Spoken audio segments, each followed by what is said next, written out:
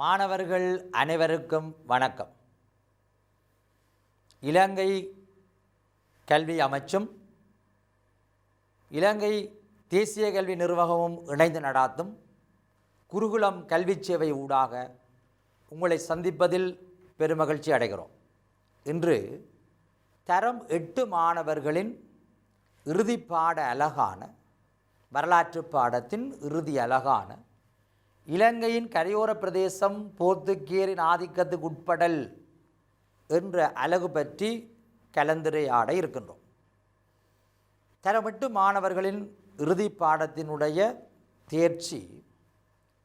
தேர்ச்சி மட்டம், கற்றல் பேறுகள் என்பவற்றை நாம் அறிந்து கொண்டால் இப்பாடத்திலிருந்து மாணவர்களாகிய நீங்கள் பெற வேண்டிய விடயங்களை நன்கு தயார்படுத்தி கொள்ள முடியும். இப்பாடத்தின் தேர்ச்சி, நாடொன்றின் வெளிநாட்டு ஆதிக்கம் கட்டியெழுப்பப்படுவதில் செல்வாக்கு செலுத்தும் காரணிகளை மேலத்தேசத்தவர் இலங்கையில் அதிகாரத்தை நிலைநாட்டியதன் ஊடாக நுணுகி விளக்குவர். ஒரு நாட்டில் வெளிநாட்டவருடைய ஆதிக்கம் எவ்வாறு அந்த நாட்டில் பாதிப்பை ஏற்படுத்துகிறது என்பது தொடர்பாக நாம் அறிந்து கொள்வதற்கு இலங்கையில் ஐரோப்பியர்களுடைய தாக்கம் எவ்வாறு இருந்தது என்பதனூடாக நாம் அதனை விளங்கிக் கொள்ள முற்படுதல் இப்பாடத்தினுடைய தேர்ச்சியாக அமைகிறது. இன்றைய பாடத்தினுடைய தேர்ச்சி மட்டம், போர்த்துகேயர் இலங்கையின் கரையோர பிரதேசங்களில் தமது அதிகாரத்தை நிலைநாட்டிய விதத்தை விளக்குவர். போர்த்துகேயர் இலங்கையின் கரையோரத்தில் எவ்வாறு அதிகாரத்தை நாட்டினர் என்பதுதான் இன்று கலந்துரையாட இருக்கின்ற ஒரு விடயம். போர்த்துகேயர் இலங்கையின் கரையோரத்தில் ஆதிக்கத்தை நிலைநாட்டும் போது நாம் எவற்றையெல்லாம் அறிந்து கொள்ள வேண்டி இருக்கிறது என்பது கற்றற்பேறாக அமைகிறது. அக்கற்றல் பேறுகளை நாங்கள் பார்த்தோமானால், போர்த்துகேயர் இலங்கை மீது செல்வாக்கு செலுத்தியமைக்கான காரணங்களை எடுத்து காட்டுவர். போர்த்துகேயர் வந்தபோது இலங்கையில் காணப்பட்ட அரசியல் நிலையை விவரிப்பர். போர்த்துகேயர் அதிகாரத்தை நிலைநாட்டி கொண்ட சந்தர்ப்பங்களை விளக்குவர் என்ற கற்றல் பேறுகள் அமைகின்றன. மாணவர்கள் நீங்கள் கற்று அறிய வேண்டிய விடயங்களாக இவை இருக்கின்றன. இப்பாடத்தின் கலந்துரையாடலின் இறுதியில் இப்பகுதிகளை நீங்கள் நன்கு கற்றிருத்தல் வேண்டும் என எதிர்பார்க்கப்படுகிறது. இலங்கையினுடைய கரையோரத்தில் ஐரோப்பியருடைய ஆதிக்கம் இருந்தது நீங்கள் அறிந்த விடயம். பல பாடங்களினூடாக இதனை அறிந்திருக்கிறீர்கள். இதற்கு முன்னைய பாடத்திலும் நீங்கள் கற்றிருப்பீர்கள். நாடுகாண் பயணங்களின் விளைவாக ஐரோப்பியர்கள் ஆசியாவுக்கும் பின்னர் அங்கிருந்து இலங்கை முதலான நாடுகளுக்கும் வந்தனர். இலங்கைக்கு வந்து அவருடைய ஆதிக்கம் எவ்வாறு இருந்தது என்று நீங்கள் அறிந்திருக்கிறீர்கள். அவ்வாறு இருக்கும்போது போர்த்துகேயர் இலங்கையில் செல்வாக்கு செலுத்திய விதத்தை நாம் அறிய முற்படுகிறோம். இந்த போர்த்துகல் நாட்டினுடைய அமைவிடம் எங்களுக்கு தெரிய வேண்டும். இந்த போர்த்துகல் எங்கே இருக்கிறது என்று நீங்கள் இவ்வரைபடத்தினூடாக நன்கு விளங்கிக் கொள்ள முடியும். இவ்வரைபடத்தில் பார்த்தீர்களாக இருந்தால் ஐரோப்பாவினுடைய வரைபடம் காட்டப்படுகிறது. இந்த ஐரோப்பாவினுடைய தேசப்படத்தில் பார்த்தால் முதலாவது நாடாக போர்த்துகல் இருக்கிறது. அப்போ நீங்கள் விளங்கிக் கொள்ள வேண்டும், இந்த போர்த்துகலினுடைய இட அமைவு, போர்த்துகல் எங்கே இருக்கிறது என்று தெரிந்து கொள்ள வேண்டும். அதனால் போர்த்துகல் உடைய பகுதியை நீங்கள் பார்க்கலாம். ஐரோப்பா கண்டத்தில் முதலாவது நாடாக போர்த்துகல் இருக்கிறது. அந்த போர்த்துகல் முதலாவது நாடாக இருப்பதனால்தான் இலகுவாக நாடுகாண் பயணங்களில் ஈடுபட்டது என்ற செய்தியும் உங்களுக்கு தெரியும். கரையோரத்தில் போர்த்துகல் இருந்ததனால்தான் இலகுவாக நாடுகாண் பயணங்களில் ஈடுபட்டு ஆசியாவுக்கு முதலில் வந்தது. ஆசியாவுக்கு முதலில் வந்த நாடு எது என்று அறியும் போது உங்களுக்கு விடை தெரியும், போர்த்துகல். ஏன் போர்த்துகல் முதலில் ஆசியாவுக்கு வந்தது என்று கேட்டால், நாடுகாண் பயணத்தில் முதல்ல ஈடுபட்டதுக்குரிய சாதக நிலை போர்த்துகலுக்கு இருந்தது. அதில் ஒன்றுதான் இந்த கடற்கரையோரமாக போர்த்துகல் அமைந்திருத்தல். போர்த்துகல் கடற்கரையோர நாடு. அப்போ இந்த மாணவர்களாகிய நீங்கள் போர்த்துகலை குறித்து காட்ட வேண்டி வரும்போது அதனுடைய அமைவிடத்தை நன்கு அறிந்திருத்தல் வேண்டும். அந்த போர்த்துகேயர்கள் ஆசியாவுக்கு முதலில் வந்தவர்கள். போர்த்துகீயர்கள் ஆசியாவுக்கு முதலில் வந்து ஆசியாவுக்கான கடல் வழி பாதையை கண்டுபிடித்தனர். இதில் நீங்கள் பார்த்தீர்கள் என்றால் தெரியும், போர்த்துக்கல்ல இருந்து கடல் வழியாக அப்படி வந்து ஆப்பிரிக்காவினுடைய தென்முனி அடைந்து ஆசியாவுக்கு, குறிப்பாக இந்தியாவுக்கு வந்தனர். போர்த்துக்கல் நாட்டிலிருந்து நாடுகாண் பயணங்கள் அதிகமாக ஆரம்பமாயின. அவ்வாறு நாடுகாண் பயணங்களை செய்தவர்களில் குறிப்பிடத்தக்கவர்களில் மிக முக்கியத்துவம் வாய்ந்தவர் இந்த படத்தில் நீங்கள் பார்க்கக்கூடிய வாஸ்கோ ட காமா. வாஸ்கோ ட காமா தான் இந்தியாவுக்கான கடல்வழி பாதையை கண்டுபிடித்தார். ஆசியாவுக்கான கடல்வழி பாதையை கண்டுபிடித்த பெருமை இந்த வாஸ்கோ ட காமாவை சார். வாஸ்கோ ட காமா வருவதற்கு முன்னர் பல நாடுகாண் பயணங்கள் இருந்தன. இருந்தாலும் இந்தியாவுக்கான கடல்வழி பாதை கண்டறியப்படவில்லை. வாஸ்கோ ட காமா லிஸ்பன் நகரத்திலிருந்து புறப்பட்டு ஆப்பிரிக்காவை அடைந்து இந்தியாவை அடைகிறார். வாஸ்கோ ட காமா இந்தியாவுக்கு வந்ததுக்கு பின்னர் தான் போர்த்துகீயரும் அதன் பின்னர் தான் ஏனைய ஐரோப்பியரும் ஆசியாவுக்கு வர முடிந்தது. போர்த்துகீயரான வாஸ்கோ ட காமாவுக்குரிய முக்கியத்துவம் தெரியும்.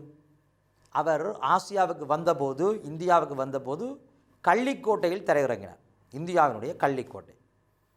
போர்த்துகீயர் இந்தியாவுக்கு வந்து முதலில் ஆதிக்கம் செலுத்தியது இந்தியாவின் மேற்கு கரையில் தான். இந்தியாவின் மேற்கு கரையை நீங்கள் பார்த்தீர்கள் என்றால் இப்பிரதேசம், இதில் அவர்களுடைய ஆதிக்கம் இருந்தது போர்த்துகீயருடையது.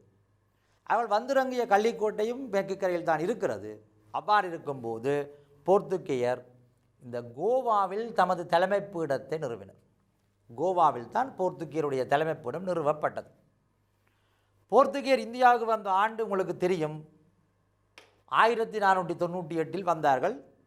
1498 வந்த போர்த்துகீயர் இந்தியாவில் கோவாவில் தமது தலைமைப்பீடத்தை நிறுவிக்கொண்டதுடன் தமது ஆதிக்கத்தை இந்தியா முழுவதும் பரப்ப முற்பட்டனர். குறிப்பாக கடல் ஆதிக்கத்தில் கவனம் செலுத்துகிறார்கள். அப்போதுதான் அவர்களுக்கு இலங்கை முக்கியமாக தெரிகிறது. இலங்கைக்கு வர வேண்டும் என்ற எண்ணம் அவர்கள் மனதில் தோன்றியது. கோவாவில் தமது தலைமைப்பீடத்தை நிறுவியிருந்த காலத்தில் அந்த தலைமைப்பீடத்துக்கு பொறுப்பாக ஒரு பிரதிநிதி, ராச பிரதிநிதி என்று அவர்களை சொல்லுவார்கள், ராச பிரதிநிதியை நியமித்திருந்தார்கள் கோவாவில் கீழை தேச வியாபாரத்துக்கு பொறுப்பாக. அந்த ராச பிரதிநிதியை விசுரே என்றும் விசுகர் என்றும் சொல்வதுண்டு. அந்த ராச பிரதிநிதியாக அப்போது இருந்தவன் பிரான்சிஸ் மோடி அல்மெய்தா. இந்த போர்த்துகீய பேர்களை நீங்கள் சற்று அவதானமாக செவிமடுக்க வேண்டும். பிரான்சிஸ் மோடி அல்மெய்டா ராச பிரதிநிதியாக கோவாவில் இருக்கிற காலம், அவன் இந்தியாவினுடைய கரையோரத்தில் இருந்து ஆசிய பகுதிகளெல்லாம் தங்களுடைய வியாபாரத்தை பெருக்க வேண்டும் என்ற எண்ணத்தை கொண்டிருந்தான். அப்படி அவர்கள் வியாபாரத்தை பெருக்குவதற்கு என்ன தடை என்று நீங்கள் யோசிக்க வேண்டும். அவர்களுக்கு இருந்த ஒரு தடை, அக்காலத்தில் வியாபாரத்தில் முக்கியம் பெற்றிருந்தவர்கள் யார்? முன்னைய பாடங்களில் நீங்கள் அறிந்திருக்க வாய்ப்பு உண்டு. அக்காலத்தில் வியாபாரத்தில் முக்கியம் பெற்றிருந்தது முஸ்லிம்கள். ஐரோப்பாவுக்கும் ஆசியாவுக்கும் இடையில் முஸ்லிம்களுடைய அரேபிய பிரதேசம் இருந்தது. இடைத்தரகர்களாக முஸ்லீம்கள் செயற்பட்டனர். போர்த்துகீயர் வரும்போது வியாபாரம் முழுவதும் முஸ்லீம்களின் கைகளில் இருந்தது. அப்போது இந்த கோவாவில் இருந்த போர்த்துகீயருக்கு ஒரு எண்ணம், முஸ்லீம்களிடம் இந்த வியாபாரத்தை தாம் பெற வேண்டும் என்பதே.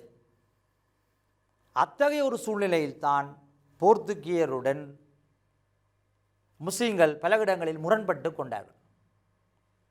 போர்த்துகேயர் ஆசியாவில் கோவாவில் இருந்து கொண்டு ஆசிய பிரதேசம் முழுவதையும் தமது கட்டுப்பாட்டில் கொண்டு வர நினைக்கின்ற காலத்தில் தான் இலங்கைக்கு போர்த்துகேயர் வருகிறார்கள். இந்தியாவில் கோவாவில் இருந்து கொண்டு மாலைதீவு பிரதேசத்தில் அவர்களுக்கு ஒரு வர்த்தக முரண்பாடு இருந்தது. முஸ்லிம்களின் கையில் இருந்த வர்த்தகத்தை பெற்றுக்கொள்வதற்காக கோவாவிலிருந்து ஒரு கடற்படையை அனுப்பினார்கள். அக்கடற்படைக்கு தலைமை தாங்கி போனவன் லொரென்சோ டி அல்மெய்டா. அந்த லொரென்சோ டி அல்மெய்டா முஸ்லிம்களுடைய கப்பல் ஒன்றை துரத்தி செல்லும் போது லொரென்சோ டி அல்மெய்டா சென்ற கப்பற்படை கடும் புயலில் சிக்குண்டது. கடும் புயலில் சிக்குண்டவர்கள் காட்டில் அகப்பட்டு இலங்கையினுடைய காலி துறைமுகத்தில் கரையொதுங்குகிறார்கள். இலங்கைக்கு கரையொதுங்கினது ஒரு தற்செயல் நிகழ்வு. போர்த்துகீயர் எதிர்பார்க்கவில்லை இது இலங்கை என்று. இலங்கைக்கு வர வேண்டும் என்றும் இலங்கையை பற்றி நன்கு அறிந்திருந்தனர். இலங்கையை செய்லான் என அழைத்தனர். கோவாவில் இருக்கிற போர்த்துகேயருக்கு இலங்கை வர வேண்டும் என்பது ஒரு எண்ணம். ஆனால் அதை அவர்கள் திட்டமிட்டிருக்கவில்லை. முஸ்லீம்களுடன் ஏற்பட்ட முரண்பாட்டின் போது அகப்பட்ட கப்பல் ஒன்றுதான் இலங்கைக்கு கரை ஒதுங்கியது. அப்போதுதான் லொரண்ட் ஜோடி அல்மேடா என்பவன் இலங்கையில் காலடி வைக்கிறான். இது நடந்தது 1505ஆம் ஆண்டு. 1505இல் போர்த்துகேயர் வந்தது ஒரு தற்செயல் நிகழ்வு என்று உங்களுக்கு தெரியும். அப்போது அந்த காலி துறைமுகம் இலங்கையினுடைய கோட்டை ராஜ்யத்தின் ஒரு பகுதி என்று அறிந்து வைத்துக் கொள்ளுங்கள். போர்த்துகேயர் இலங்கைக்கு வரும்போது இலங்கையில் ராஜ்யங்கள் இருந்தன என நாங்கள் அறிய முடிகிறது. போர்த்துகேயர் இலங்கைக்கு வந்த ஒரு தற்செயல் நிகழ்வு. அது 16ஆம் நூற்றாண்டு, 1505 என்று சொல்லும்போது 16ஆம் நூற்றாண்டு. 16ஆம் நூற்றாண்டு இலங்கையினுடைய நிலைமையை நாங்கள் நன்கு விளங்கிக் கொள்ள வேண்டும். போர்த்துகேயர் தற்செயலாக வந்தவர்கள் வந்து இறங்கும்போது இது எந்த தீவன் அவர்களுக்கு தெரியாது. லொரன்சோடி அல்மேடா காட்டில் அகப்பட்டு மிகவும் கவலைப்பட்டு கஷ்டப்பட்டு பாதிக்கப்பட்டு வந்து கரை ஒதுங்குகிறான். கரை ஒதுங்கியவன் கடுமையாக கவலைப்பட்டிருக்க வேண்டும். உண்மையான நிகழ்வு அப்படித்தான் இருந்திருக்கும். ஆனால் நிகழ்வு மாறாக இருந்தது. கவலைப்பட வேண்டிய லொரன்சோடி அல்மேடா மிகவும் சந்தோஷப்பட்டான். ஏன் சந்தோஷப்பட்டான்? தாங்கள் கரை ஒதுங்கின நாடு இலங்கை என்று கேள்விப்பட்டதும் துள்ளி குதித்தார்கள். இலங்கைக்கு அவ்வளவு மரியாதை இருந்ததா? இருந்தது. அவர்களுடைய வியாபாரத்தில் முக்கிய பொருளான கருவா இலங்கையிலிருந்து அதிகமாக அவர்களுக்கு கிடைக்கப்பெற்றது. இலங்கைக்கு வராதிருந்த போதிலும் அவர்களுக்கு இலங்கையினுடைய கருவா பற்றி நன்கு தெரியும். எனவே தாங்கள் ஒரு கருவா உற்பத்தி ஒரு நாடு, கருவா மட்டுமல்ல மேலும் பல பொருட்களை பெறக்கூடிய ஒரு நாட்டுக்கு தற்செயலாக வந்துவிட்டோம் என்றது அவர்கள் ஒரு பெரிய மகிழ்ச்சி. லொரன்சோடி அல்மேடா கவலைப்படுவதற்கு பதிலாக சந்தோஷப்பட்டதுக்கு காரணம் இதுதான். காலை துறைமுகத்தில் கரையொதுங்கின லொரன்சோடி அல்மேடா அடுத்து யோசிக்கிறான், இலங்கையில் நாங்கள் மன்னனை சந்திக்க வேண்டும். அப்போ இலங்கைக்கும் போர்த்துகீயமான தொடர்பு ஆரம்பிப்பது அங்குதான், ஒரு தற்செயல் நிகழ்ச்சியினூடாகத்தான். போர்த்துகேயர் இலங்கைக்கு வரும்போது இலங்கையில் இருந்த அரசியல் நிலை என்ன, ராஜ்யங்கள் என்ன என்பதை பற்றி நாங்கள் அறிந்து கொள்ள வேண்டும். பார்த்தால் இலங்கைக்கு போர்த்துகேயர் வர விரும்பியமைக்கான காரணங்களை சுருக்கமாக பார்க்கலாம். பார்த்தால் இலங்கையில் கிடைத்த வாசனை திரவியங்கள், வியாபார பொருட்கள். வாசனை திரவியங்கள் உங்களுக்கு தெரியும், இலங்கையில் அதிகளவான வாசனை திரவியங்கள் இலங்கையில் உண்டு. கருவா, ஏலம், கராம்பு, மிளகு போன்றவை. அதில் முக்கிய வர்த்தக பொருள் கருவா. போர்த்துகேயருக்கு மிகவும் விருப்பமான வியாபார பொருளாகவும் கருவா இருந்தது என்பது உங்களுக்கு தெரிகிறது. அதை விடவும் வியாபார பொருட்கள் நிறைய உண்டு. முத்துக்கள், இரத்தினங்கள், யானை தந்தங்கள் போன்ற பெறுமதியான பொருட்கள் இலங்கையில் இருந்தன. எனவே போர்த்துகேயர் இலங்கைக்கு வருவதற்கு விரும்பியிருந்தமைக்கான காரணங்கள் அவை. அவ்வாறு இருக்கும்போது போர்த்துகேயர் இலங்கைக்கு வருகிறார்கள். இலங்கைக்கு வரும்போது முதலில் வந்த போர்த்துகேயன் நீங்கள் பார்க்கலாம், லொரன்சோடி அல்மேடா 1505இல் இலங்கைக்கு வந்தான். லொரன்சோடி அல்மேடா 1505இல் இலங்கைக்கு வரும்போது ஒரு தற்செயல் நிகழ்வாக வந்தான். எங்கு செல்லும் போது என்று உங்களுக்கு தெரியும், முஸ்லீம்களின் வியாபாரத்தை கட்டுப்படுத்துவதற்காக மாலைதீவு நோக்கி செல்லும்போது ஏற்பட்டது அனர்த்தத்தினால் இலங்கைக்கு வந்தான். அவ்வாறு போர்த்துகேயர் லொரன்சோடி அல்மேடா இலங்கைக்கு வரும்போது இலங்கை நிறைய வளவாய்ப்புகளை கொண்டிருந்தது. அதிகளவான பொருட்கள் அவர்களுக்கு கிடைக்கக்கூடியதாக இருந்தது. அத்தகைய பொருட்கள்லாம் நீங்கள் காட்சிப்படுத்தப்பட்டிருக்கு. தெரியும், முதலாவது படத்தை நீங்கள் பார்த்தீங்கன்னா கருவா, ஏலம், கராம்பு, யானை தந்தம், இரத்தினங்கள், அவ்வளவும் பெரும் செல்வங்கள். இவற்றின் மீது அதிக ஆர்வம் அவர்களுக்கு இருந்தது என்பது உங்களுக்கு நன்கு தெரிகிறது. இவ்வாறு இருக்கும்போது போர்த்துகேயர் இலங்கைக்கு வரும்போது இலங்கையினுடைய அரசியல் நிலையை பாருங்கள்.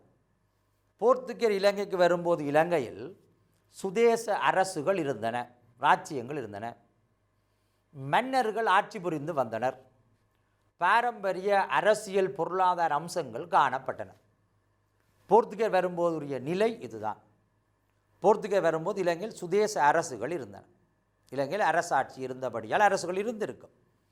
என்ன அரசுகள் இருந்தன என்று நீங்கள் சிந்திக்க வேண்டும். நாங்கள் வருவோம், என்னென்ன அரசு என்று கற்போம்.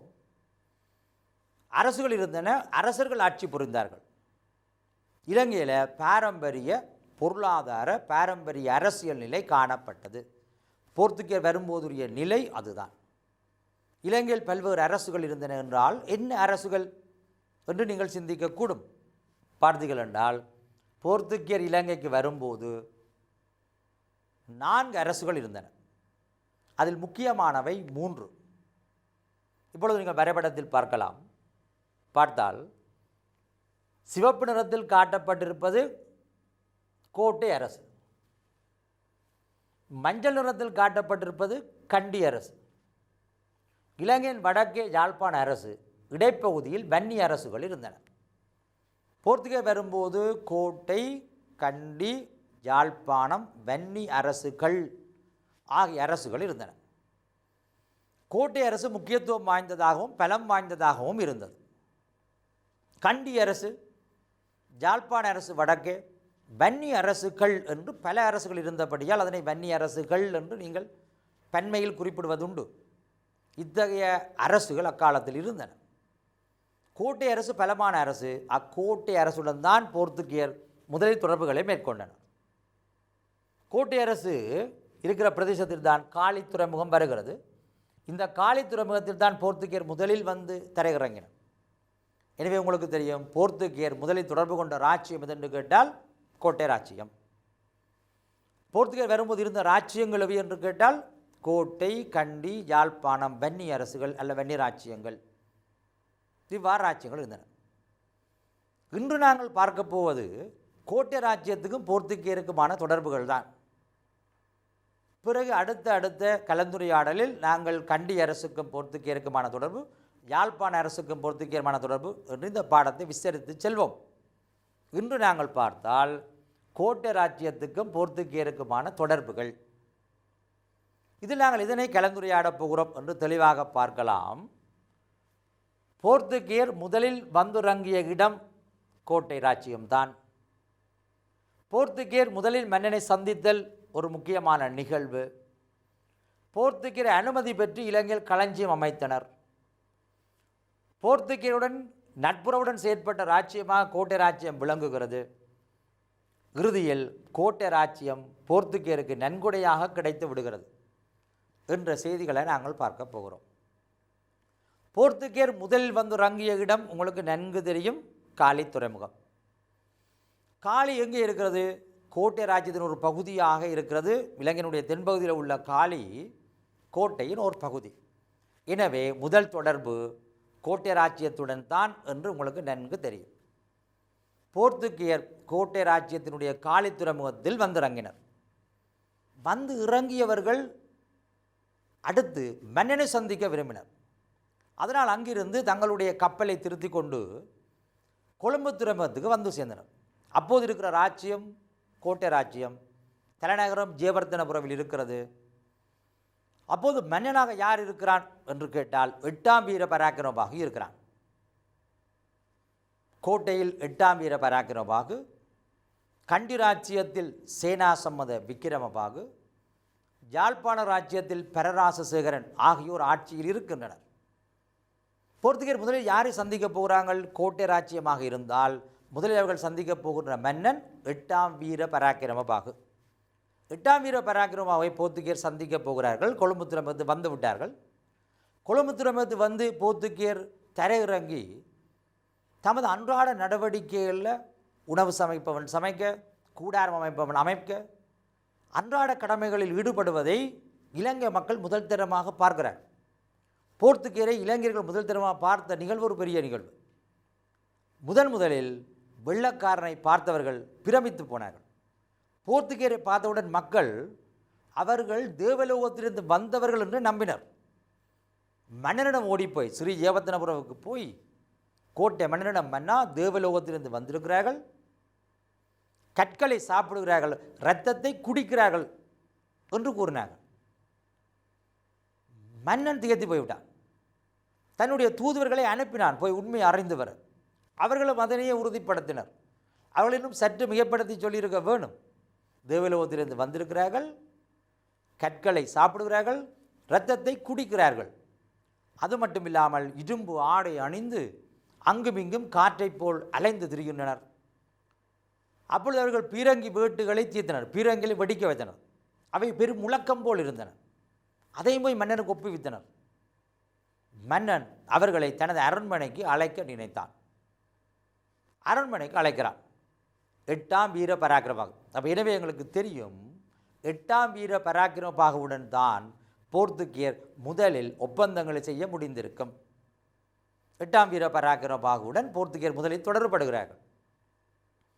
போர்த்துகேயர் 8ஆம் வீர பராக்கிரமபாகுவை சந்தித்து தமக்கு சாதகமான பலவற்றை பெற உள்ளனர்.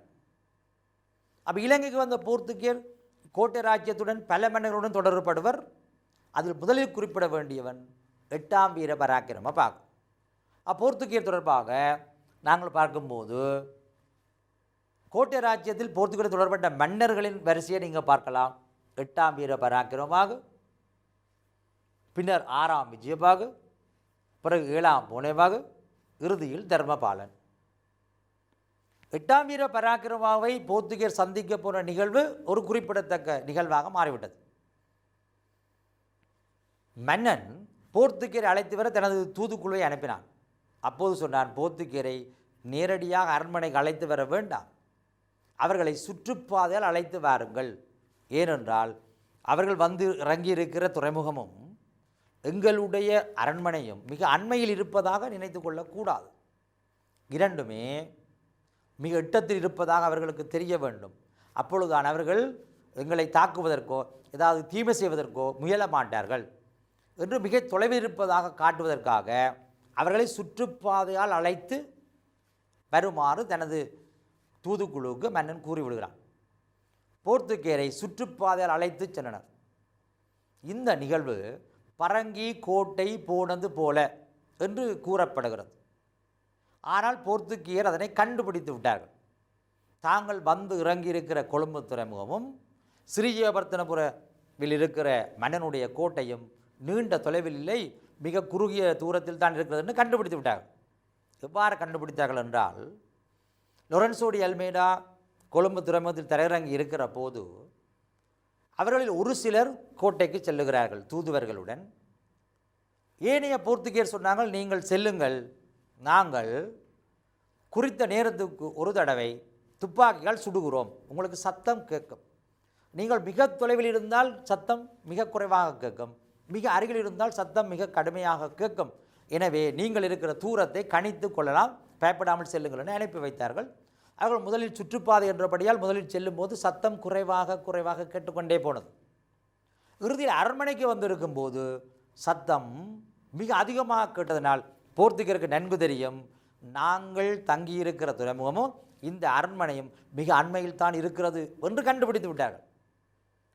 அப்பொழுது போர்த்துகேயர் சுதாரித்திருக்க வேணும். இலங்கையர்கள் எம்மை ஏமாற்ற நினைக்கிறார்கள், பாவம் நாங்கள் அதனை கண்டுபிடித்து விட்டோம், அவர்களால் ஏமாந்து போனார்கள் என்று. இப்பொழுது மன்னனை சந்திக்கிறார்கள் 8ஆம் வீர பராக்கிரமபாகு. 8ஆம் வீர பராக்கிரமபாகு போர்த்துகேயரை பார்த்து பிரமித்து போகிறான். போர்த்துகேயருடைய புகழை அவன் முதலில் அறிந்திருந்தவன், அவங்களுடைய கப்பற்படையையும் அவங்களுடைய பீரங்கி படையை. உடனே அந்த மன்னன் போர்த்துகேயருடன் நட்புறவு பேணி ஒரு ஒப்பந்தம் செய்ய முற்படுகிறான். 8ஆம் வீர பராக்கிரமபாகு. 8ஆம் வீர பராக்கிரமபாகு சொன்னான், இலங்கையினுடைய தென்பகுதி கரையோரங்களை நீங்கள் பாதுகாத்து தாங்கோ, அதுக்கு பதிலாக நாங்கள் உங்களுக்கு கர்வா தருகிறோம் என்று. போர்த்துகேயருக்கு இது பெரிய ஆச்சரியமாக இருந்தது. கரையோரத்தை பாதுகாத்து தருவதற்கு கூலியாக பிரதி உபகாரமாக மன்னன் கர்வா தருகிறான் என்று கூறுகிறானே, போர்த்துகேயரை பெறாமல் விடுவார்கள் நினைப்பீர்களா? பெற்றுக்கொண்டார்கள். போர்த்துகேயர் வந்ததே அதற்கு தானே. அவர்கள் வியாபாரத்தின் மூலம் கர்வா பெற வேண்டும் என்று நினைத்திருக்க சந்தர்ப்பத்தில் இலங்கை மன்னர்கள் கர்வாவை தருகிறோம் என்று சொன்னது ஒரு பெரிய விடயம். போர்த்துகேயர் எவ்வாறெல்லாம் இலங்கையில் ஆதிக்கம் செலுத்துகிறார்கள் என்பதற்கான அடிப்படைகள் இங்கு தோன்றிவிடும். அவர்களை தேவர்கள் என்று அழைத்து மன்னனுக்கு அறிவித்ததும், மன்னன் அவர்களோடு ஒப்பந்தம் செய்ய ஆரம்பித்ததும், இவ்வாறு போர்த்துகேயருடைய ஆதிக்கம் மெல்ல மெல்ல இலங்கையில் வேரூன்றி வருவதை நீங்கள் அறியலாம். மன்னன் கர்வா தருவேன் என்று சொன்னதும் போர்த்துகேயருக்கு மிக்க சந்தோஷம். அவர்கள் இலங்கை ஒரு கர்வா உற்பத்தி நாடு என்று கேள்விப்பட்டதற்கே அவ்வளவு சந்தோஷப்பட்டவர்கள். இப்பொழுது மன்னன் கர்வா தருகிறேன் என்று கூறுகிறானே, ஏற்றுக்கொண்டார்கள். அதோட 8ஆம் வீர பராக்கிரமபாகுவிடம் ஒரு விடயத்தையும் கேட்டு பெற்றுக்கொண்டனர். மன்னா, நாங்கள் பெறுகிற பொருட்களை கொழும்பில் வைத்து எமது கப்பலில் ஏற்றி செல்வதற்கு ஒரு களஞ்சியம் அமைக்க வேண்டும். 8ஆம் வீர பராக்கிரம அனுமதி கொடுக்கிறான். கொழும்பில் களஞ்சியம் அமைக்கப்படுகிறது போர்த்துக்கீரால் களஞ்சியம் அமைக்கப்படும் போது தான் இன்னொரு சிரமம் ஆரம்பமாகிறது. இப்பொழுது நாங்கள் போர்த்துகீருடைய வருகையை நன்கு விளங்கி கொண்டோம். போர்த்துகீர் காலி துறைமுகத்துக்கு தற்செயலாக வந்தார்கள். கொழும்பு துறைமுகத்தை அறிந்து வந்தார்கள். கொழும்பில் இருந்த போர்த்துகீரை அரண்மனைக்கு மன்னன் தூதுவர்களை அனுப்பி அழைத்தான். இப்பொழுது ஒப்பந்தம் செய்து கர்வா வழங்குகிற நிலைமைக்கு வந்துவிட்டான். களஞ்சியம் அமைக்கிற வேலையில் போர்த்துகீர் ஈடுபட்டு கொண்டிருக்கின்ற போது முஸ்லீம்களுக்கு போர்த்துகீரை பற்றி நன்கு தெரியும். முஸ்லீம்கள் ஏனைய சிங்கள மக்களுக்கு சொன்னார்கள், இந்த போர்த்துகீயர் மிகவும் மோசமானவர்கள், இவர்களால் இலங்கைக்கு ஆபத்து வரும் என்று அவர்கள் மக்களுக்கு அறிவித்தார்கள். உடனே சிங்கள மக்களும் முஸ்லீம்களும் சேர்ந்து கொழும்பில் இருந்த போர்த்துகீயரை தாக்கினர். இதனால் போர்த்துகீயர் தமது களஞ்சியங்களையும் கைவிட்டு தற்காலிகமாக கோவாவுக்கு திரும்பினர். போர்த்துகீயர் சென்று விட்டார்கள். இதோட போர்த்துகீயருடைய கதை முடிந்து விட்டது அப்படின்னு நீங்கள் நினைத்துவிட முடியாது. இலங்கை அவர்களுக்கு ஒரு முக்கியமான நாடு என்று உங்களுக்கு தெரியும். அவர்களும் அதை விடப்போவதில்லை. மீண்டும் ஒரு வலிமையான கடற்படையை திரட்டி கொண்டு போர்த்துகீயர் கொழும்புக்கு வரத்தான் போகிறார்கள். வந்தார்கள். அவ்வாறு இலங்கைக்கு வரும்போது இலங்கையில் கொஞ்சம் குழப்பமான நிலைமைகள் தோன்ற ஆரம்பிக்கின்றன. மீண்டும் போர்த்துகீயர் கொழும்புக்கு வந்து மிக வேகமாக கொழும்பு துறைமுகத்தில் ஒரு வலிமையான கோட்டையை கட்டினர். ஒரு கோட்டை அமைத்தான். எனவே 8ஆம் வீர பராக்கிரமாவுக்கும் போர்த்துகீயருக்குமான தொடர்பை நாங்கள் நன்கு விளங்கி கொண்டோம். 8ஆம் வீர பராக்கிரமபாகு போர்த்துகீயரை அழைத்த விதம்தான் முக்கியத்துவமானது. பரங்கி கோட்டை போனது போல என்று கூறப்படுவது. பார்த்தீங்கன்னா சுற்றுப்பாதைகளால் அரண்மனைக்கு அழைத்து செல்லப்பட்டனர் போர்த்துகீயர். அனுமதி பெற்று களஞ்சியம் அமைத்தனர். கொழும்பில் கோட்டை ஒன்றையும் கட்டினர். இது 8ஆம் வீர பராக்கிரம காலத்தில் நாங்கள் குறிப்பிடத்தக்க முக்கியமான விடயம். இவ்வாறு இருக்கிற போது 8ஆம் வீர பராக்கிரமன் பின்னர் கோட்டை ராஜ்யத்தின் அரசியல் நிலை பெரிதும் மாற்றமடைய போகிறது. 8ஆம் வீர பராக்கிரமாவுக்கு உதவி வந்தது அவனுடைய மகன் 9ஆம் தர்ம பராக்கிரம பாகு. இன்னொரு மகன் இருந்தான் விஜயபாகு, 6ஆம் விஜயபாகு. 6ஆம் விஜயபாகனுடைய ஆட்சி காலத்தில் தான் பலமான கோட்டை ராஜ்யத்தில் ஒரு பெரிய நிகழ்வு விஜயபாகு கொலை என்ற நிகழ்வு நடைபெறப் போகிறது. விஜயபாகு கொலை அல்லது விஜயபாகு கொள்ளை என்றால் என்ன என்று நாங்கள் விளங்கிக் கொள்ள வேண்டும். கோட்டை ராஜ்யத்தினுடைய வரலாறு பார்த்தீங்கள் என்றால் போர்த்துகீயர் வரும்போது 8ஆம் வீர பராக்கிரமாக இருக்கிறான். 8ஆம் வீர பராக்கிரமாவுக்கு பிறகு விஜயபாகு முக்கியமான ஒரு மன்னன், 6ஆம் விஜயபாகு. விஜயபாகு கொள்ளை என்றால் என்ன? சுருக்கமாக விளங்கிக் கொள்ளுங்கள். 6ஆம் விஜயபாகு கோட்டை ஆட்சி புரிந்து வரும் காலத்தில் அவனுக்கு 3 புதல்வர்கள் இருந்தனர். மகன்மார் 3 பேர். மூத்தவன் பூவனேகபாகு, 2வது மகன் மாயாதுண்ண, அடுத்தவன் ரைகம பண்டார. 3 புதல்வர்கள் இருந்தனர். பூவனேகபாகு, மாயாதுண்ண, ரைகம பண்டார. விஜயபாகு ஆட்சி செய்து வர்ற காலத்தில் போர்த்துகீயர் கரையோரத்தில் வியாபார நடவடிக்கையில் ஈடுபட்டு வருகிறார்கள். போர்த்துகீயருக்கு எப்பவும் ஒரு கண் இருக்கிறது, கோட்டை ராஜ்யத்தில் எப்படி ஆதிக்கம் செலுத்தலாம் என்று. இந்த நேரம் ஆட்சி தொடர்பாக ஒரு குழப்பம் கோட்டையில் வரப்போகிறது. விஜயபாகனுடைய 3 புதல்வர்களில் யாருக்கு ஆட்சி கிடைக்கப் போகுது என்று நீங்கள் சிந்திக்கலாம்.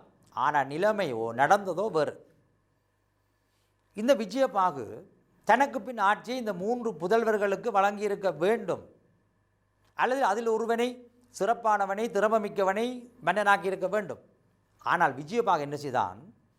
தனது இன்னொரு மனைவியான கீரவள்ளி என்பவளின் மகன் தேவராஜன் என்பவனுக்கு ஆட்சியை வழங்க தீர்மானித்தான். 3 புதல்வர்களுக்கும் இது ஒரு பெரிய அதிர்ச்சியாக இருந்தது.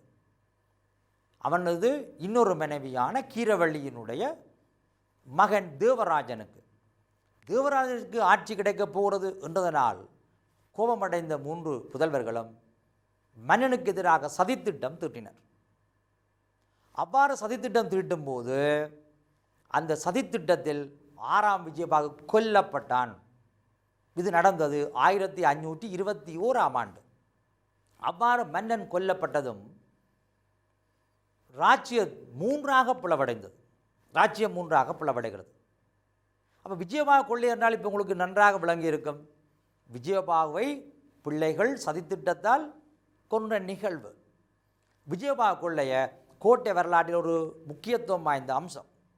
1521 விஜயபாகு கொள்ளைய நடந்ததன் பிறகு பல விளைவுகள். என்ன விளைவு? மன்னர் இறந்து போனான், பிள்ளைகள் 3 பேரும் சேர்ந்து ஆட்சி புரிந்திருப்பார்கள். அப்படி நினைக்கக்கூடும். அப்படி நடக்கவில்லை. மாறாக அந்த ராஜ்யங்கள் பிளவடைந்தன. போர்த்துகல் வரும்போது பலமான ராஜ்யம் எது? கோட்டை. ஆனால் முதலில் பலமிழந்தது எது என்றால் அது கோட்டை தான். போர்த்துகல் வரும்போது பலமாக இருந்த கோட்டை பலமிழந்தது. கோட்டை ஒரு பெரிய ராஜ்யம். நாங்கள் வரைபடத்தில் பார்த்தோம். இலங்கையின் வடபகுதியில் வடக்கே மல்வத்தூயா தொடங்கி தெற்கே பலவகங்கை வரைக்கும் பரந்திருந்த ராஜ்யம். இப்பொழுது கோட்டை ராஜ்யம் பிளவடைய போகிறது. பிளவடைந்தால் யாருக்கு நன்மை? போர்த்துகேயருக்கு நன்மை. போர்த்துகேயர் பலமான ராஜ்யமாக இருக்கும்போது தமது ஆதிக்கத்தை செலுத்த முடியாது இருந்தது. இப்பொழுது அவர்களுக்கு வாய்ப்பு ஏற்பட போகிறது. எவ்வாறெல்லாம் போர்த்துகேயர் இலங்கைக்குள் தமது ஆதிக்கத்தை செலுத்தி வருகிறார்கள் என்பதுக்கு அடுத்த ஒரு சந்தர்ப்பம் கிடைக்கப் போகிறது. இறுதியில் போர்த்துகேயர் எவ்வாறு கையோங்கி இலங்கையை தமது கட்டுப்பாட்டில் வைத்திருப்பார்கள் என்று நீங்கள் அறிய வேண்டும். இந்த பாடத்தின் ஊடாக பார்த்தால் இந்த கோட்டை ராஜ்யம் 3ஆக பிளவடைந்தது. பாருங்கள், கோட்டை ராஜ்யம் 3ஆக பிளவடைதல். பிளவடைந்து என்னென்ன ராஜ்யமாக மாறியது? கோட்டை, சீதாவக்க, ரைகம 3 ராஜ்யமாக பிளவடைகிறது. அந்த 3 ராஜ்யங்களையும் நீங்கள் இதில் பார்க்கலாம். வரைபடத்தில் இந்த பெரும்பாகமான கரையோர பகுதி கோட்டையாகவே இருக்கிறது. அதில் மாற்றம் இல்லை. இந்த சிவப்பு நிறத்தில் காட்டப்பட்டிருப்பது சீதாவக்கை. அடுத்தது பார்த்தீர்கள் என்றால் ரைகம. கோட்டை, சீதாவக்க, ரைகம ராஜ்யங்கள். கோட்டை ராஜ்யம், சீதாவக்க, ரைகம என 3ஆக பிளந்தது. பிளந்தால் அந்த 3 சகோதரர்களும் பூனேகபாகு, மாயாதுன்ன, மத்தும பண்டார் ஆகிய 3வரும் ஒவ்வொரு பிரதேசத்து ஆட்சியாளர்கள் ஆனார்கள். பெரும்பகுதியான கோட்டை பகுதிக்கு பூனேகபாகு மன்னன் ஆனான். பூனேகபாகு கோட்டையின் மன்னன் ஆனான். சீதாவக்கையின் மன்னனாக மாயாதுன்ன விளங்கினான். ரைகம பிரதேசம் ரைகம பண்டாரவிடம் ஒப்படைக்கப்பட்டது. கோட்டை ராஜ்யம் 3ஆக பிளந்தமை போர்த்துகேயருக்கு பெரும் வாய்ப்பு. கோட்டை ராஜ்யத்துக்கு அது பேர் இழப்பாகத்தான் இருக்கிறது.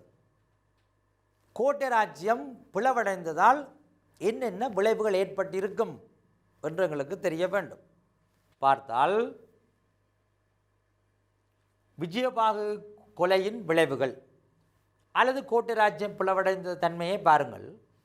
கோட்டை ராஜ்யம் 3ஆக பிரிந்தது. விஜயபாகு கொலையால் தான், விஜயபாகு கொள்ளையவால் தான் கோட்டை ராஜ்யம் 3ஆக பிரிகிறது. இளவரசர்களுக்கிடையே பகைமை ஏற்பட்டது. பூனேகபாகு, மாயாதுன்ன, மத்தும பண்டார 3 இளவரசர்கள், அவங்களுக்கு இடையில் பகைமை, ஒரு ஆளுக்கு ஒரு ஆள் பிரச்சனைகள் தோன்றுகிறது. என்னென்று பார்ப்போம். கோட்டை ராஜ்யம் பலமிழந்தது. முன்னர் கோட்டை ராஜ்யம் பலமான ராஜ்யமாக இருந்தது தெரியும். விஜயபாகு கொலைக்கு பிறகு கோட்டை 3ஆக பிரிந்ததால் கோட்டை ராஜ்யம் பலமிழந்தது. போர்த்துகீயர் அரசியல் விடயங்களில் தலையிடத் தொடங்கினர். விஜயபாகு கொலையினுடைய விளைவு. விஜயபாகு கொலையினால்தான் ராஜ்யத்தை 3ஆக பிரித்து கொண்டார்கள். 3ஆக பிரித்ததால் தான் பலம் இல்லாது போய்விட்டது. 3ஆக பிரித்தமையால் தான் அந்த 3 மன்னர்களுக்கு இடையில் பகைமை தோன்றியது. இது யாருக்கு நல்ல வசதி என்றால் போர்த்துகேயருக்கு. போர்த்துகேயர் இதை நன்கு சாதகமாக பயன்படுத்துகிறார்கள். எப்படி பயன்படுத்தி கொண்டார்கள் என்றால் ஒரு விடயத்தை ஞாபகம் வைத்துக் கொள்ளலாம். சீதாவக்கையினுடைய மன்னன் மாயாதுன்ன. மாயாதுன்ன கோட்டை ராஜ்யத்தை ஆண்ட பூனேகபாகுடன் அடிக்கடி முரண்பட்டு கொண்டான். அவன் முரண்பட்டதுக்கு காரணம் உண்டு. ஏன் முரண்பட்டான் என்று கேட்டால், கோட்டையின் பூவனேகபாகு, அவன் 7ஆம் பூவனேகபாகு, என்று அறியப்படுவான். 7ஆம் பூனேகபாவுக்கு ஆண் வாரிசு கிடையாது. 7ஆம் பூனேகபாவுக்கு ஆண் வாரிசு இல்லை, மகள் இருக்கிறாள். மகள் சமுத்திராதேவி. சமுத்திராதேவிக்கு ஒரு மகன் இருக்கிறான். 7ஆம் பூனேகபாவினுடைய பேரப்பிள்ளை தர்மபாலன். எனவே இந்த கோட்டை ராஜ்யத்தினுடைய ஆட்சி உரிமை தொடர்பாக ஒரு முரண்பாடு உங்களுக்கு தெரிகிறது. கோட்டையில் பூனேகபாவுக்கு மகன் இல்லாத மகள் தான் இருக்கிறாள் சமுத்திராதேவி. சமுத்திராதேவியினுடைய மகன் இருக்கிறான் தர்மபாலன். எனவே அங்கு ஆட்சியில் அடுத்து ஆட்சிக்கு வருவதற்கு ஆட்கள் இல்லை என்று உங்களுக்கு தெரிகிறது. சீதாவுக்கு ஆண்ட மாயா துண்ண அவனுக்கு ஒரு மகன் இருக்கிறான். அவனுக்கு பேர் டிகிரி பண்டார. அவன்தான் பிற்காலத்தில் முதலாம் ராசசிங்கன் என்னும் பேரில் ஆட்சிக்கு வரப்போகிறான். மாயா துண்ணவுக்கு ஒரு மகன் உண்டு. எனவே மாயா துண்ணவுக்கு ஆட்சிக்கு ஒரு வாரிசு இருக்கிறான். மாயா துண்ணை எதிர்பார்த்தான் அண்ணனுடைய பிரதேசமும் தனக்கு கிடைக்கப்பெறல் வேண்டும் என்று நினைத்தான். இதனால் அவ்வப்போது பூனேகபாகு ஆட்சி புரிகிற கோட்டை ராஜ்யத்துடன் முரண்பட்டு கொள்ளுவான். எனவே அந்த பகைமை பெரிதாக மாறுகிறது. இவ்வாறு பெரிதாக மாறுவதை, அந்த பகைமையை போர்த்துகேயர் நன்கு பயன்படுத்தி கொண்டனர். போர்த்துகேயர் ஆதிக்கம் பெறுகிற விடயத்தை பார்த்தீங்கன்னா தெரியும். 3ஆக பிளந்தது யாருக்கு லாபம்? போர்த்துகேயருக்கு லாபம். ஊர் 2 பட்டால் கூத்தாடிக்கு கொண்டாட்டம் என்று சொல்லதைப் போலதான் போர்த்துகேயருக்கு நல்ல மகிழ்ச்சி. இப்பொழுது பூனேகபாவுக்கு ஆதரவு தருவதாக போர்த்துகேயர் அரசியல் விடயங்களில் உள்ளே நுழைய தொடங்குகிறார்கள். கோட்டை ராஜ்யம் 3ஆக பிரிந்ததனால் போர்த்துகேயருக்கு இலகுவாக அரசியல் விடயங்களில் தலையிட முடிந்ததும் ஒரு விளைவுதான். இப்படி இருக்கும்போது கோட்டை பூனேகபாவுக்கும் போர்த்துகேயருக்குமான தொடர்பினை நாங்கள் ஆராய வேண்டும். பார்த்தால் 7ஆம் பூனேகபாவும் போர்த்துகேயரும் என்ற தலைப்பினூடாக சில விடயங்களை விளங்கிக் கொள்ளுவீங்கள். 7ஆம் பூனேகபாகு போர்த்துகேயருடன் நட்புறவு பேணுகிறான். தனது பேரப்பிள்ளையான தர்மபாலனுக்கு போர்த்துகேயர் மூலம் கல்வி கற்பிக்கின்றான். போர்த்துகல் மன்னன் மூலம் முடிசூடுகிறான். இறுதியில் போர்த்துகேயராலே சுட்டுக் கொல்லப்பட்டான். 7ஆம் பூனேகபாகு போர்த்துகேயரை நாங்கள் இவ்வாறு விளங்கிக் கொள்ள முடியும். 7ஆம் பூனேகபாகு மாயா துண்ணவுடன் முரண்பட்டு கொண்டதனால் தன்னுடைய பாதுகாப்புக்கு போர்த்துகேயருடைய நட்புறவை பெற்றுக்கொண்டான். போர்த்துகேயர் உதவியை பெற்றுக்கொண்டான். போர்த்துகேயருக்கும் இது ஒரு சந்தர்ப்பமாக அமைந்தது. போர்த்துகேயர் 7ஆம் பூனேகபாகு உதவுகிறார்கள். மாயா துண்ணவை எதிர்ப்பதற்கு பூனேகபாகு உதவுகிறார்கள். போர்த்துகேயருக்கு எவ்வாறு இருந்தாலும் தாங்கள் அரசியலுக்குள் வருவது முக்கிய நோக்கம். பூனேகபாவினுடைய படைகளுடன் இணைந்து மாயா துண்ணவுக்கு எதிராக போர்த்துகேயர் செயற்படுவதை நாங்கள் பார்க்கலாம். இப்படி இருக்கும்போது 7ஆம் பூனேகபாகு தனக்கு பின்னர் ஆட்சியை தன்னுடைய பேரப்பிள்ளைக்கு வழங்க நினைத்தான். அதனால் தர்மபாலனுக்கு வழங்க நினைத்து தர்மபாலனை போர்த்துகேயரிடம் கல்வி கற்க அனுப்பினான். தர்மபாலன் போர்த்துகேயரிடம் கற்றான். பின்னர் தான் உயிரோடு இருக்கும் காலத்தில் பேரன் பிள்ளையான தர்மபாலனுக்கு முடிசூட்டி விட வேண்டும் என்று கருதி இவருடைய தங்கச்சிலியை செய்து போர்த்துகலுக்கு அனுப்பி போர்த்துகல் மன்னன் மூலம் முடிசூடுவித்தான். 7ஆம் பூனேகபாகு போர்த்துகேயருடன் நெருங்கிய நட்பை கொண்டிருக்கிறான். அவ்வாறு இருக்கும்போது ஏன் போர்த்துகேயரால் பூனேகபாகு சுட்டுக் கொல்லப்பட வேண்டும் என்று நீங்கள் கேட்க தோன்றுகிறது. நல்ல சிந்தனை அது. என்ன நடந்துச்சு என்றால், கோட்டை ராஜ்யத்தில் போர்த்துகேயர் நட்புறவாக தான் செயற்படுகிறார்கள். ஆனால் சில விடயங்களில் போர்த்துகேயர் தங்களுடைய தாந்தூர்நித்தனமான செயற்பாடுகளில் ஈடுபட தவறவில்லை. வியாபார நடவடிக்கைகளில் கோட்டை ராஜ்யத்து பொருட்களை குறைந்த விலைக்கு வாங்குவார்கள், தமது பொருட்களை அதிக விலைக்கு விற்பார்கள். இது பெருமுரண்பாடாக இருந்தது. அத்தோடு கத்தோலிக்க மதத்தை பரப்புவதிலும் மன்னன் கத்தோலிக்கத்தை தழுவாமல் இருந்ததிலும் போர்த்துகேயருக்கும் மன்னனுக்கும் முரண்பாடுகள் ஆரம்பிக்கின்றன. இதனை விட இன்னொரு விடயம், போர்த்துகேயரிடம் கல்வி கற்றது தர்மபாலன். போர்த்துகேயருடைய கைப்பாவையாக விளங்கக்கூடியவன் தர்மபாலன்.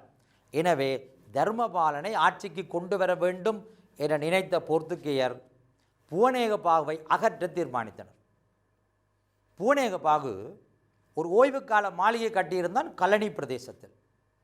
கலனி பிரதேசத்தில் ஓய்வுக்கால மாளிகையில் பூனேகபாகு தங்கி நின்ற வேளையில் மறைந்திருந்து போர்த்துகேயர் பூனேகபாவை துப்பாக்கியால் சுட்டு கொன்றனர். பூனேகபாகு இறந்து போக தர்மபாலன் ஆட்சிக்கு வருகிறான். இப்பொழுது போர்த்துகீயர் ஒரு படி முன்னேறி இருப்பதை நீங்கள் பார்க்கலாம். தங்களுடைய கைப்பாவையாக விளங்கக்கூடிய தர்மபாலனை ஆட்சிக்கு கொண்டு வந்திருந்தனர் போர்த்துகீயர். இதனால் போர்த்துகீயருடைய கை மேலோங்கி இருந்தது. இதனை மாயாதுன்ன பார்த்து கொண்டிருக்கவில்லை. மாயாதுன்ன சீதாவக்கை ராச்சியம் ஆண்டு வருகிற மன்னன். அவன் போர்த்துகீயரை மிக கடுமையாக எதிர்த்தான், தர்மபாலனையும் எதிர்த்தான். இதனால் ஜெயவர்த்தனபுர கோட்டையை சீதாவக்கை மன்னன் தாக்கினான். தொடர்ச்சியான தாக்குதலால் கோட்டையை கைவிட்டு தர்மபாலனை போர்த்துகீயர் கொழும்பில் உள்ள துறைமுகத்தில் உள்ள கோட்டைக்கு அழைத்து வர வேண்டியதாகிவிட்டது. 1565 இந்த நிகழ்வு. பூனேகபாகு இறந்ததுக்கு பிறகு ஆட்சிக்கு வந்த தர்மபாலனுக்கும் போர்த்துகீயருக்கும் எத்தகைய தொடர்புகள் இருந்தன என்பதை நீங்கள் விளங்கியிருப்பீர்கள்.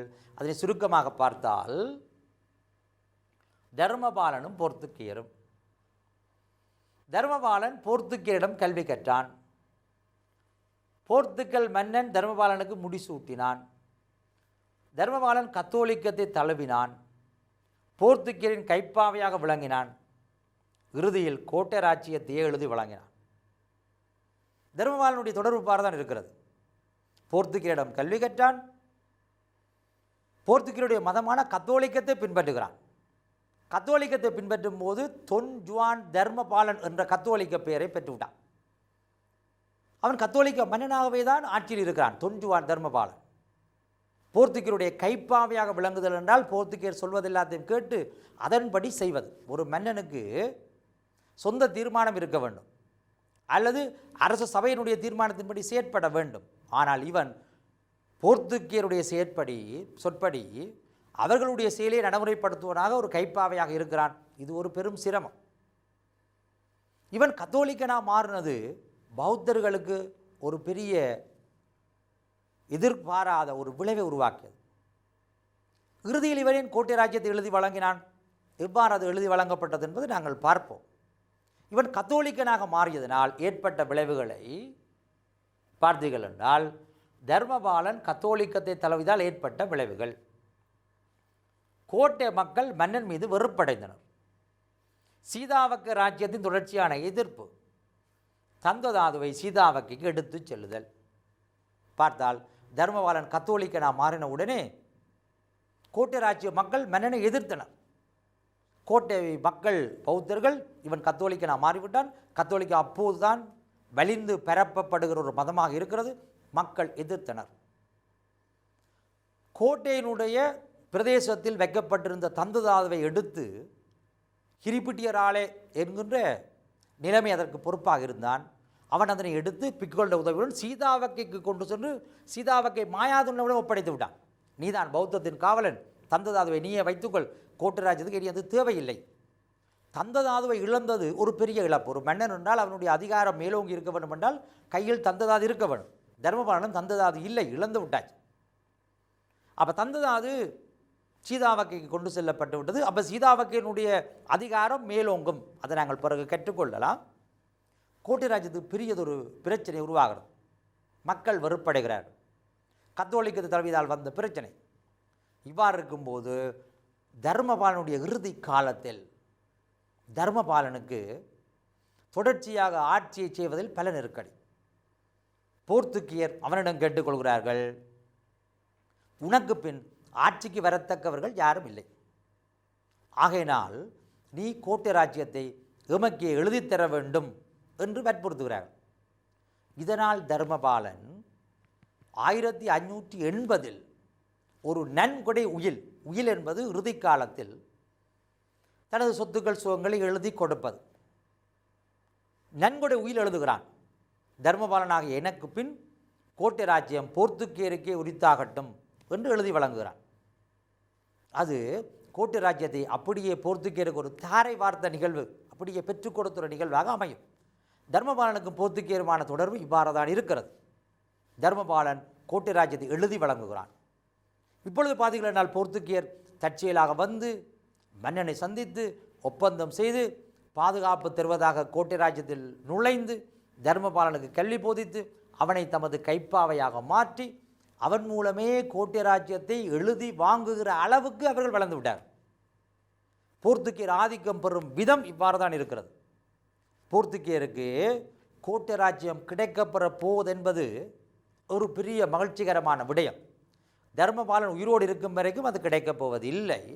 தர்மபாலன் இறந்ததன் பின்னர் போர்த்துகீயர் கோட்டை ராஜ்யத்தை பெறத்தான் போகிறார்கள். இப்படி இருக்கும்போது தர்மபாலனுக்கு இறுதி காலம் வரத்தானே செய்யும். தர்மபாலன் இறந்ததன் பின்னர் போர்த்துகீயர் கோட்டை ராஜ்யம் முழுவதையும் தமக்கு உரித்தானது என மக்களுக்கு அறிவிக்கப் போகிறார்கள். ஒரு ஒப்பந்தம் செய்ய போகிறார்கள்.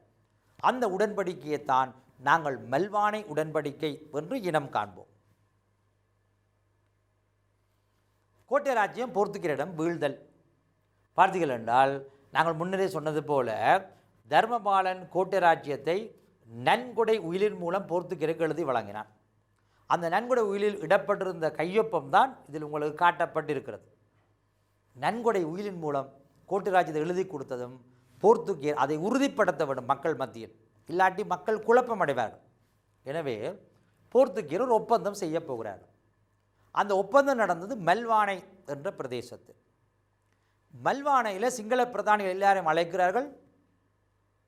அழைத்தவன் கப்பித்தான் ஜெனரல் தொன் ஜெரோனிமோ த அசவீடோ. அந்த தொன் ஜெரோனிமோ த அசவீடோ மெல்வானைக்கு சிங்கள பிரதானி எல்லாரையும் அழைத்து மன்னனுடைய நன்கொடை உயிலை வாசித்து காட்டுகிறான். உங்களுடைய மன்னன் எழுதின உயிலை நான் இப்பொழுது உங்களுக்கு வாசித்து காட்டுகிறேன் என்று வாசித்து காட்டி பிரதானிகளும் ஒப்புதல் பெற்றுக்கொண்டான். மன்னன் கோட்டை ராஜ்யத்தை எங்களுக்கு எழுதி தந்து விட்டான், எனவே நீங்கள் அதில் உரிமை கொண்டாட முடியாது, நாங்கள் இணைந்து எவ்வாறு நிர்வாகத்தை கொண்டு செல்லலாம் என்பது பற்றி இனி கலந்துரையாடுவோம் என்று உறுதிப்படுத்துகிறான். சிங்கள பிரதானிகளும் அதை ஏற்றுக்கொள்கிறார்கள். மன்னன் எழுதி வழங்கிவிட்டான். இதனால் கோட்டை ராஜ்யம் உத்தியோகபூர்வமாக போர்த்துகீயருக்கு கைமாறியது, போர்த்துகீயரிடம் வீழ்ந்தது. நினைத்து பாருங்கள், போர்த்துகீயர் எவ்வாறு படிப்படியாக முன்னேறி கோட்டை ராஜ்யம் முழுவதையும் எழுதி வாங்கி கொண்டார்கள். இது எவ்வளவு ஒரு மாற்றம்! அப்போ அந்நியர் ஆதிக்கத்துக்கு இலங்கை எவ்வாறு மாற்றப்பட்டது என்பதற்கு ஒரு நல்ல உதாரணம் இது. போர்த்துகீயர் கோட்டை ராஜ்யத்தை பெற்றுக்கொண்டு அதனுடன் நிற்கப் போவது கிடையாது. இனி எவ்வாறு சீதா வக்கீல் ஆதிக்கம் செலுத்தப் போகிறார்கள், எவ்வாறு கண்டி ராஜ்யத்தின் மீது ஆதிக்கம் செலுத்தப் போகிறார்கள், எவ்வாறு யாழ்ப்பாண ராஜ்யத்தை பிடிக்கப் போகிறார்கள் என்று நாம் கற்க வேண்டியிருக்கிறது. அவர்களுக்கு இலங்கை முழுவதையும் பிடிக்க வேண்டும் என்ற ஆர்வம் உண்டு. ஆனால் கண்டி ராஜ்யத்தை மட்டும் அவர்களால் கைப்பற்ற முடியவில்லை என்பதை நாங்கள் ஞாபகம் வைத்துக் கொள்வோம். இப்படி இருக்கும்போது போர்த்துகீயர் இந்த கோட்டை ராஜ்யத்தில் ஆதிக்கம் பெற பங்களித்த காரணிகள் எவை பார்த்தால், 8ஆம் வீர பராக்கிரமாக போர்த்துகீயரை அனுமதித்தமை, விஜயபாக கொள்ளையவின் விளைவுகள், தர்மபாலின் நன்கொடை உயல், இந்த மூன்றும் தான் போர்த்துகீயரை ஆதிக்கம் பெற வைத்தது. சிந்தித்து பாருங்கள், 8ஆம் வீர பராக்கிரமாக அன்றே போர்த்துகீயரை விரட்டி இருந்தால், முதல் தடவை போர்த்துகீயர் வந்தபோதே போர்த்துகீயரை ஏற்றுக்கொள்ளாது விட்டிருந்தால் போர்த்துகீயருடைய தொடர்பை ஆரம்பித்திருக்க மாட்டாது. விஜயபாகு கொள்ளையினால் கோட்டை ராஜ்யம் பிளவடையாமல் இருந்திருந்தால் கோட்டை பலமான ராஜ்யமாக இருந்திருக்கும். போர்த்துகீயரை எதிர்த்திருப்பார்கள். அவர்கள் பிளவடைந்ததும் தமக்கிடையில் முரண்பட்டதும் போர்த்துகீயருக்கு சாதகமாக அமைந்துவிட்டது. போர்த்துகீயர் பூனேகபாகு உதவி செய்வதற்காக உள்ளே நுழைந்து மாயாதுன்னவை தாக்கி தாங்கள் தமது அதிகாரத்தை வலுப்படுத்தி கொண்டார்களே. இறுதியில் பார்த்தால் நன்கொடை உயிலை மட்டும் எழுதாமல் விட்டிருந்தால், தர்மபாலன் மிக உறுதியான மன்னனாக இருந்து போர்த்துகீயரை எதிர்த்திருந்தால் கோட்டை ராஜ்யம் போர்த்துகீயரிடம் கைவசம் போயிருக்க மாட்டாது. எனவே இவை கோட்டை ராஜ்யம் போர்த்துகீயரிடம் விழுவதற்கு பங்களித்த காரணிகள் என்று உங்களுக்கு நன்கு தெரிகிறது. ஒரு நாட்டை எவ்வாறு அவர்கள் கைப்பற்ற வேண்டுமோ அவ்வாறு ஒவ்வொரு பகுதியாக ஒவ்வொரு நிலைமையிலும் ஒவ்வொரு சூழ்நிலையிலும் தங்களுடைய செயற்பாட்டை அவர்கள் நிலைநிறுத்தி கொண்ட விதத்தை நீங்கள் அறிகிறீர்கள். இவ்வாறு இருக்கும்போது இதுவரை கற்றத்தினுடைய பாடச் சுருக்கத்துக்கு நாம் வருவோம். போர்த்துகீயர் இலங்கைக்கு வந்தது ஒரு தற்செயல் நிகழ்வு. தற்செயலாக வந்தார்கள். கப்பற்படையுடன் ஏற்பட்ட மோதலில் காற்றில் அகப்பட்டு காலி துறைமுகத்துக்கு லொரன்சோ டி அல்மேடா வருவார். லொரன்சோ டி அல்மேடா வந்து சேர்ந்தது காலியில். பிறகு மன்னனை கண்டதும் ஒப்பந்தம் செய்ததும் கரையோரத்தை பாதுகாத்து தருகிறேன் என்று சொன்னதும் ஒரு முதல் நிகழ்வு. அது பற்றி நாங்கள் நன்கு கற்றோம். இலங்கைக்கு முதலில் வந்தவன் லொரென்சோ டி அல்மெய்டா. 1505, அதை நூற்றாண்டுகளில் நீங்கள் சொல்ல வேண்டுமென்றால் 16ஆம் நூற்றாண்டு போர்த்துகீயர் வருகை. அவ்வாறு வந்த போர்த்துகீயர் எவ்வாறு தமது ஆதிக்கத்தை பரப்பினர்? 8ஆம் வீர பராக்கிரம பாகுடன் முதலில் தொடரப்பட்டார்கள். கோட்டை ராஜ்யம் 3ஆக பிளவடைந்ததன் பின்னர் கோட்டை ராஜ்யத்தினுள் தமது ஆதிக்கத்தை செலுத்தினர். தர்மபாலனுக்கு கல்வி போதித்து தர்மபாலனை கத்தோலிக்கத்துக்கு மாற்றி தர்மபாலனை தமது கைப்பாவையாக மாற்றி தர்மபாலனை அரசனாக்கி தமது ஆதிக்கத்தை செலுத்தினர். தர்மபாலனை பாதுகாத்து வைத்து கொண்டு இறுதியில் நன்கொடை உயிலின் மூலம் கோட்டை ராஜ்யத்தையே எழுதி வாங்கினர். போர்த்துகீயருடைய ஆதிக்கம் செலுத்திய விதம். போர்த்துகீயர் இலங்கையில் தமது ஆதிக்கத்தை அரசியல் ரீதியில் உறுதிப்படுத்தி கொண்டிருக்கிற அதே சந்தர்ப்பத்தில் அவர்கள் வியாபாரத்திலும் தம்மை வலுப்படுத்தி கொண்டனர். கரையோர வியாபாரம் முழுவதும் போர்த்துகீயருடைய கைகளில் இருந்தது. போர்த்துகீயர் இலங்கையை விட்டு செல்லும் வரை ஒல்லாந்தர் தான் போர்த்துகீயரை அப்புறப்படுத்துவார்கள். அதுவரை கரையோரம் முழுவதையும் தமது கட்டுப்பாட்டில் வைத்திருந்தனர். அவர்களுடைய காலத்தில் இலங்கையில் பல அரசுகள் அழிவடைந்தன. தர்மபாலன் நன்கொடை உயிலை எழுதி வழங்கியதன் பின்னர் கோட்டை ராஜ்யம் முற்றாக வீழ்ந்தது. பின்னர் யாழ்ப்பாணத்தை கைப்பற்றி கொள்ளப் போகிறார்கள். யாழ்ப்பாண ராஜ்யம் விழும். போர்த்துகீயருடைய ஆதிக்கம் பரவிய விதம் அவ்வாறு தான்.